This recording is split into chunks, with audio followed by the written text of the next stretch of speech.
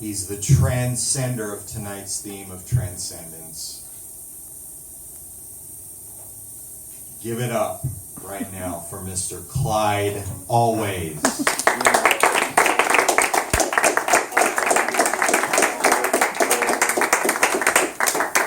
Ladies and gentlemen, boys and girls, come on and step right up, folks. Want to grab yourself a front row seat before the dawn? They're going fast. You don't want to miss this. It's time for another exciting installment of the Clyde Always Show with me, your always clever, always handsome, always charming host, Clyde Always. And I ain't no common carnival barker. I am the Bard of the Lower Haight, and this is the origin of the gods. Once upon a time, in a wicked city just like this one, there lived a disgusting bum named Jimbo. Jimbo had tangled, dirty blonde hair, and his face was swollen up and purple, seeing as how he drank 1.5 gallons of rot-gut moonshine a day, which he purchased in Chinatown for $0.25 a pint. Jimbo was very articulate, but he was also very horny.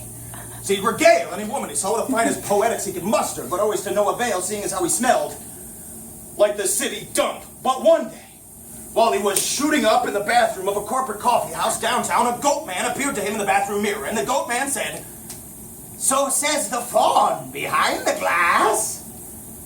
If sex you seek to gain, go grab a rag and wash your ass, and comb that gnarled mane. When next you meet a foxy lass, she'll know you as James Vane." Then poof, the goat man disappeared, and James did as he said and walked out of that bathroom door, disgusting bum no longer, and never again, from that point ever after. He knew in his heart that he was, in fact, the most handsome poet who had ever lived. He spent the rest of that afternoon spouting verse to the rooftops until he came upon a dimly lit and deserted bar where the bartender was fast asleep and snoring loudly. So James walked in and helped himself to a drink and noticed against the far wall of the pool room a cabinet secured heavily with locks and chains, and from within the cabinet came the sound of a gentle knocking. Sounded to James Vane like a plea for help, so cleverly he picked the locks with one hand while he snapped casually on olives with the other, then fell to his knees as the most beautiful woman he had ever seen stepped out of the cabinet, looked down into his eyes, beaming sun spray from the back of her head, which James noticed was beautifully adorned with none other than the pelt and ears of a fox! She yanked his hair viciously, but spoke softly as a butterfly as she said, "I've been waiting for you, darling." And the words flowed freely from his heart as he replied, "I want to fuck you!" To which the goddess giggled and summoned her magic and snapped her fingers twice, dissolving a flimsy floral print dress and revealing a tuft of solid gold pubic hair and a couple of daisies where her nipples ought to have been. Yeah. Then, right there on the pool table, for 5 solid hours, they engaged in every insidious sex act ever invented and created a few new ones of their own as well, and recorded all of it in incredible detail in a tiny leather-bound journal, and fell fast asleep in each other's arms. They were awakened a couple hours later by a man who shook them hard, saying, "Get your asses up!" They looked around to find the bar packed shoulder to shoulder with beards and beanies and skinny jeans and neck tattoos. The man indicated a stage at the front of the room that was spotlit and set, and he shouted frantically, "Let's go! You only get 5 minutes up there! Come on, come on, come on, come on!" They, in a sort of a daze, walked naked, hand in hand to the microphone, and stared out into the eager eyes of the audience seated before them, and knowing not what else to do, raised the leather-bound journal between them and cracked it open, and bang! The goat man burst through the swinging doors, bringing hurricane winds behind him. He pressed a silver fiddle to his beard, sought a blast of fanfare, shattering every piece of glass in the bar, and then some. James Vane and the foxy lass began to read. As the fawn's harmonies wrapped them in a blanket of bliss, they all three of them rose from the stage, smashed through the ceiling of the bar, and continued to rise ever upward. The crowd sat dumbfounded in a moonlit puddle of their own tears, as the MC called up in utter bewilderment, "Wait! Who are you guys?" And James Vane, almost to the brink of the heavens, did he reply in an echoing sonic boom, "Fuck you! We are the gods!" Hey everybody, I'm Clyde Always. Wow. And Clyde Always lives in the moment. On a sweltering day in the middle of May, I was kicking it out on the boat No, not sailing at sea, but as still as could be in marina, my vessel afloat. While the sun brightly shone, I was lost in my phone, just revising some message I wrote. But was busy my mind, so I set out to find a distraction to quiet and lull. So I clicked on a link and neglected to think of the waves as they wept on the hull. Or above all my tweets with his triangle feet at a mocking and squawking old gull. So the minutes I passed on the deck by the mast with the videos viral galore. And I fed on the buzz with a smile because I could easily watch a few more. All the folks in the vids were all funny young kids and their antics were hard to ignore. When some splashing I heard that I thought was a bird, it inspired my head to look up. Such a beautiful sight that I jumped in delight and I spilled what was left in my cup. What was paddling by with a glint in his eye was a slippery sea lion pup. To the railing I rose, and his whiskery nose, it was pointing at me like a spear. How I looked on amazed as with pity he gazed, for he dove to the depths of the pier. Then it died, my device, but I found that quite nice. As my mind, it was finally clear. Who would like a little slice of pie? You? Once upon a time, there was a slice of gourmet mushroom Gruyere pizza that smelled exactly like a vagina. Or it so happens that one night a drunken hipster lesbian happened upon this slice of pie and she said, my, whatever is that wonderful smell? And the pizza lay very still, very silent, or was found out by this drunken hipster lesbian and masticated and swallowed by her, but that little slice of mushroom Gruyere pizza that smelled exactly like a vagina gave that drunken hipster lesbian the stamina to play 3 more rounds of Cards Against Humanity before she passed out on my couch. That tale of Mean Marvin, everybody. This is a true story.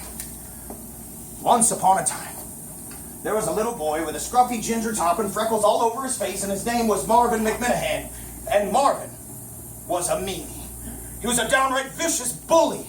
He loved to smack the other little boys with skateboards and baseball bats, and the little girls, he'd stab them with pencils. He had a whole closet full of assorted knickknacks and bouncy balls and video games that he'd robbed or lifted from the other kids at school.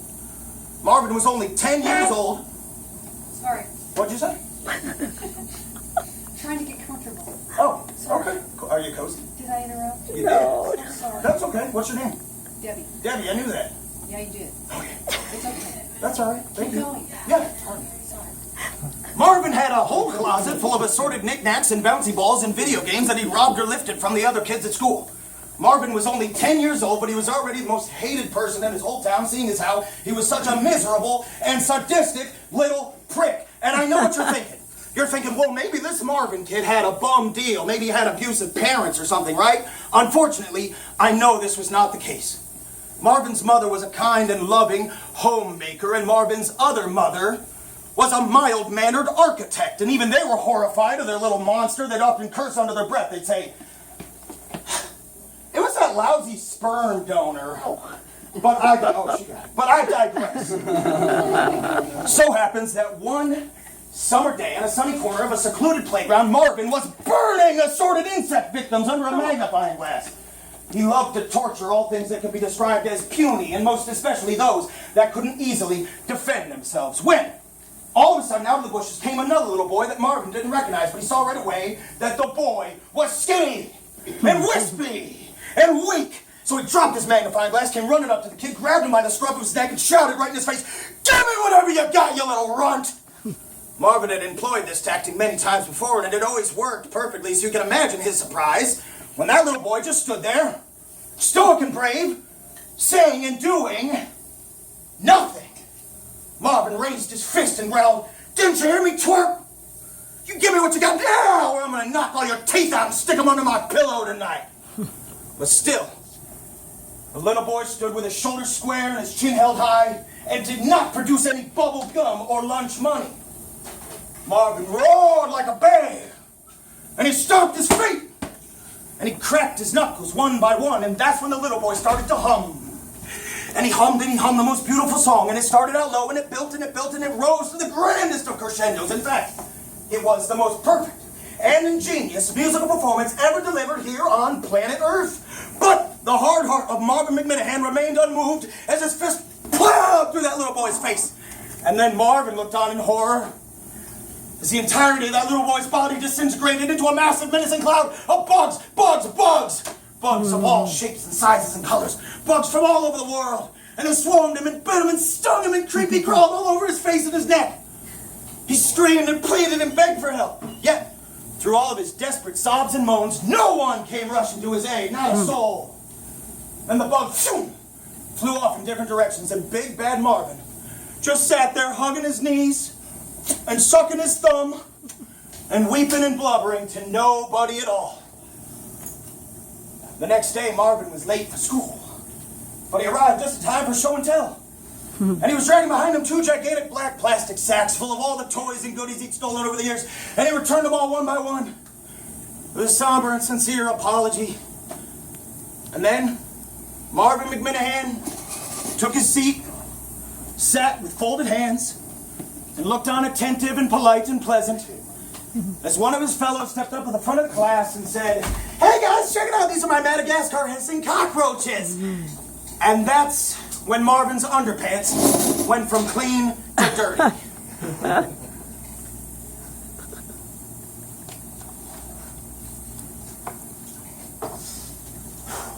This portion of the Clyde Always Show has been brought to you in part by the following.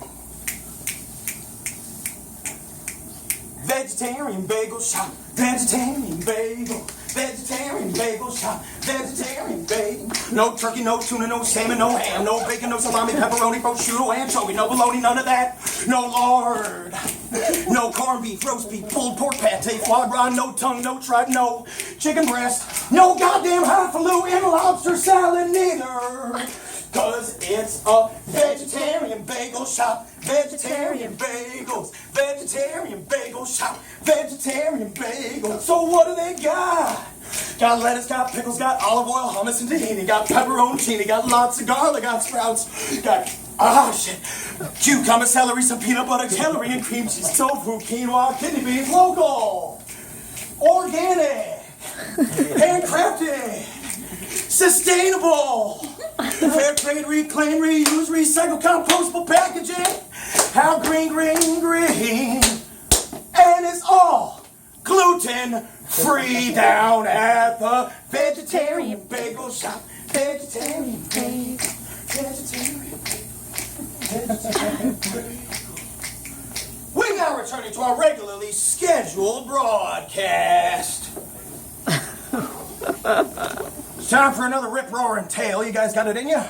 Yeah. Sweet. A little hoarse.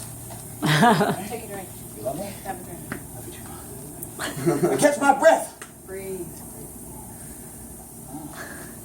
You're a voice coach, right? Yes. Yeah, thanks for coaching me. Breathe from the belly. Yeah. Make your hands move. What Put hands? them right here. These hands. Right here. Now fill it up. Nope. Chest. Belly. Like this. That's sensual. Gotta fill it. All right, here it Are is. you ready? Yeah, I think so. All right. I'm a little sweaty, I'm sorry. It's time for the tale of Sal the Ferryman, and it's another true story, so thanks for sticking with me. How's that? This is really Can I good. have a bite? Yeah, go for it. Once upon a time, in the town of Oakland, California, there lived a ferryman named Sal. Sal owned a dock beneath the mighty cranes, and he ran his humble fleet like clockwork, but ridership was never high because all the folks would rather take the bridge or the tunnel to the city. It's more accessible, they said. It's more practical, too.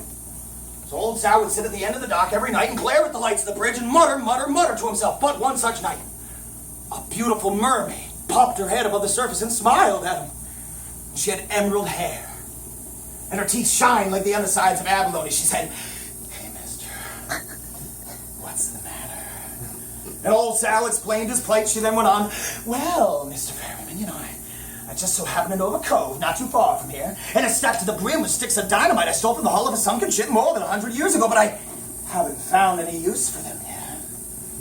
Perhaps you might like to rig them up to the bridge and tunnel and blow them both to kingdom come." "Yeah, but all that scuba gear is going to cost me a fortune," Sal snapped. "Yeah, but I got a little magic magic here, said the mermaid. I could swap my tail for your legs, and once you're done, I'll switch them back. Only catch is, I might polish your toenails for your dog. And old Sal nodded his head and he said, yeah, where's the cove? And the mermaid narrowed her eyes and replied, just hang right at the Golden Gate and follow the coast for 20 leagues. You'll know you're there when you hear the kelp begin to crumble. Now dive, dummy, dive! And all at once he couldn't stand and he couldn't breathe. And slimy scales, they rose like goosebumps below his waist, and he flopped into the briny bay and he pounded away with a powerful tail. Beneath some tankers and under the bridge and into the open ocean, he sliced the surf like a sea otter. And the fish frolicked in his wake. The sharks nipped playfully at his tail, and the whales sang, and the turtles croaked, and the starfish twinkled. And at last, Sal came upon a dark and dreary seaweed forest, and he heard some murmurs from within, and he followed the sound as he swam, till at once he was surrounded by sea lions. They looked him gruff. They looked him grim. They were giant and hairy and toothed and scary. Then one of them growled, his whiskers a-shake. He said, how dare you enter a forest, merman? You know your kind's not welcome here. And before he could open his mouth, they pummeled him raw and ripped him to shreds. And Sal the ferryman was, no more. The following morning was the very first time his boats had ever run late. Meanwhile, the most beautiful woman no one ever laid eyes on before strolled into the lobby of a modeling agency in downtown San Francisco. And her hair looked almost naturally green, and her teeth shined pearly white. And though her legs were sturdy, she was just a bit unsteady on her feet.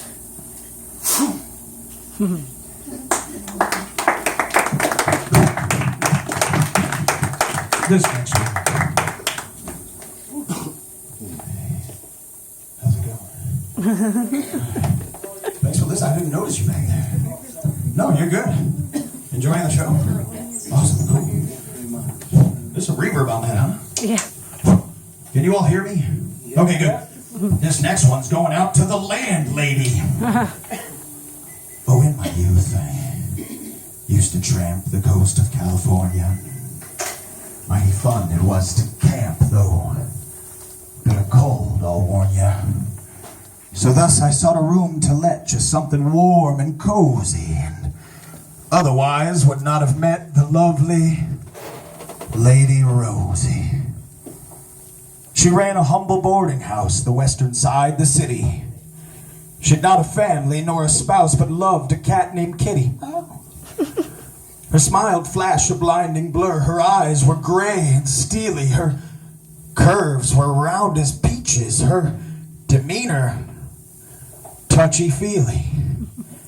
Now, quick the weeks they came and went, and always short on money, so Rosie said, in lieu of rent, you work for me now, honey. Well, first I hosed her gutters out. I did that fast and steady. Then next she had me lay some grout. And boy, my brow was sweaty. I cleaned her carpet, made it gleam. The whole time I was humming, I poured her puss a splash of cream. She found that quite becoming. But then she sent me on my way, abruptly so and shocking. I packed my bag in time to say goodbye and started walking. These days my youth is gone and dead, and money ain't no issue yet. Still I lay awake in bed and weep into a tissue and reminisce when to my name I never had a penny, and wonder if she does the same, but tenants had she many. This next piece is called From the Diary of Little Speedy.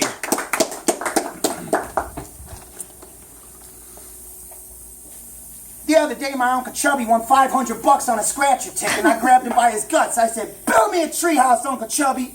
He thumped me twice on my forehead, rung my bell, gong, gong. Said he was going to the bar to get some tail. I said, oxtails again? Why don't you get some steaks this time, you cheap bastard? But he was already gone. He come home a couple hours later with this skinny lady smelled like the Friday night fish fry at the church basement. She grabbed me hard by both my cheeks, damn near ripped my face out. She said, "Hey, cutie patootie, I'm your Auntie Connie, and I know all of your secrets. It's a pleasure to meet you, kiddo." Then her and Uncle Chubby go off on their own for a while, and I heard a couple of gunshots, and Auntie Connie come out the room looking like a busy butcher, splattered in blood. She said, "Uncle Chubby's dead." I said, "Hooray!" She said, "We can get you a new Uncle Kiddo, but first we gotta shave us a beaver."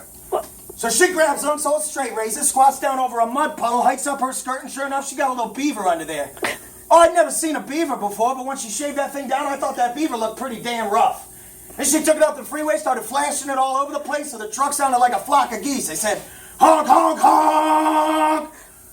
Now, all kinds of men wanted to take a good long look at Auntie Connie's bald beaver, but she kept sending them off one by one with just a little peek. Said she was waiting for the right kind of guy. When all of a sudden, a pickup truck, loaded with 2x4s, pulls over, and this old hippie gets out, and he pats Aunt Connie on the top of her head, and her beaver grew all of its fur back at once. And then she took off her belt and started whipping that guy on his back. Whoosh! And believe it or not, he started building me a tree house. I said, "Thank you, Jesus." That old hippie guy said, "You're welcome."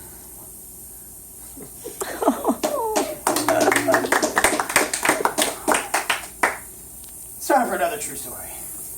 This is the yo-yo yarn. I was walking along and I happened to see that a box had been laid on the ground. And with wonders, the box had been packed as could be, so my fingers, they rooted around. What they pulled from the box was a trinket forgotten. I thought that it couldn't be true. That a fellow could leave such a beauty to rot as a yo-yo, a shimmering blue. So I picked it on up and I strolled up the block and I fingered the loop on the string and I slept it and off went the dog on a walk and I caught it and gave it a fling. And I flung it and spun it the rest of the week and I threw it with all of my might. And the people, they marveled at Bluey unique till the string got all tangled up tight. Oh, I labored to pick it and pull it apart, but the knot it was stubbornly stuck. So I cut it to bits, and it busted my heart, and I cursed on my pitiful luck. So my beautiful yo-yo was still as a stone. It was good as a train with no track. And as no one I knew had a string that could loan, I decided to purchase a pack. So I checked all the shops, and I searched every store, and I asked any clerk I could find if they happened to carry a packet of four, and of no in particular kind, but the lot of them frowned, and their eyes full of ice, and they told me to go for a hike. So I packed up my bag, and I took their advice, and I thumbed down a truck on the pipe. And the trucker, he smiled and welcomed me in, and he squawked and he blathered and bawled, and he offered me smokes and a swig of his gin, and he told me the cargo he hauled. He said, "Son, I suppose you could never have guessed what I'm carrying back in the rear. I got nothing but strings, and I swear they're the best, but I had them for more than a year. And I tried to deliver this load, but ain't nowhere is there a demand. So it's me and these strings, and we're stuck on the road. Say, have you got a yo-yo on hand?" Well, I reached in my pocket and giggled a bit as the trucker was picking up speed. I was shaking so hard I was having a fit in my hands. It was sweaty indeed. As I pulled out my yo-yo as quick as a blur, that old rig hit a bump with a punch. And it flew out the window, and you can be sure that I heard a most definite crunch. Thanks for listening, everybody. You've been wonderful. Tune in next time for another episode.